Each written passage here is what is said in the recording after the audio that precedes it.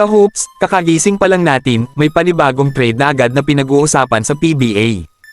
At ang tanong ng maraming basketball fans, fair trade pa ba talaga ito, o isa na namang transaksyon na lalong nagpapahina sa kompetisyon ng liga?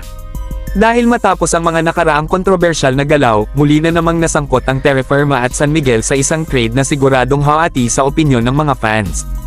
Ka-hoops, opisyal nang mapupunta sa San Miguel sina Jerick Ahanmise at Paulo Hernandez, habang kapalit naman nila sina Wang Chongson, Chris Miller, at isang second-round draft pick. At gaya ng inaasahan, mabilis itong naging usap-usapan sa social media. Bakit? Dahil si Ahanmise ang isa sa pinakamahalagang sandata ng Terra Firma sa opensa. Isa siyang scorer na kayang magbuhat ng laro anumang gabi. Samahan mo pa ni Paulo Hernandez na nagpakita rin ng malaking kontribusyon sa nakaraang conference. Kaya para sa maraming fans, mahirap intindihin kung bakit bibitawan ng isang koponan ang dalawa nilang productive players kapalit ng mga paisang hindi naman naging malaking bahagi ng rotation ng kanilang trade partner. At dito nagsisimula ang malaking debate. May mga nagsasabing normal lang ito dahil bahagi ito ng business side ng basketball. Pero mayroon ding naniniwala na ang ganitong klaseng galawan ang dahilan kung bakit nawawala ng balanse ang kompetisyon sa liga.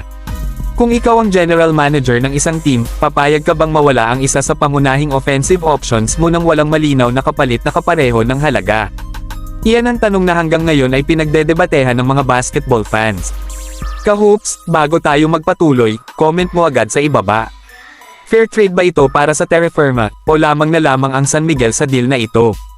Gusto kong marinig ang opinyon ninyo. Ang mas nakakalungkot para sa ilang neutral fans ay parang paulit-ulit na lang ang ganitong usapan taon-taon. Sa halip na pag-usapan ang paglalakas ng bawat koponan para maging mas kompetitibo ang liga, mas madalas na pinag-uusapan ang mga trade na nagdudulot ng duda sa balanse ng PBA. At kahit magkaiba ang opinyon ng bawat fan, iisa lang naman ang gusto ng karamihan. Mas maraming koponang may tunay na tsansang lumaban para sa kampyonato. Mas exciting na playoffs, at mas matinding kompetisyon gabi-gabi. Dahil sa dulo, kapag mas maraming malalakas na koponan, mas panalo ang buong liga at mas panalo ang mga fans. Ka-hoops, ano ang masasabi ninyo sa pinakabagong trade na ito? Nakatulong ba ito sa Terra Firma o isa na naman itong hakbang na pabor sa mas malaking koponan?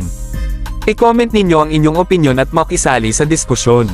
Kung nagustuhan ninyo ang video, huwag kalimutang mag-like, mag-subscribe, at pindutin ang notification bell para updated kayo sa lahat ng balita at usapang basketball. Ako si Race Hoops Universe, at magkita-kita tayo sa susunod na upload.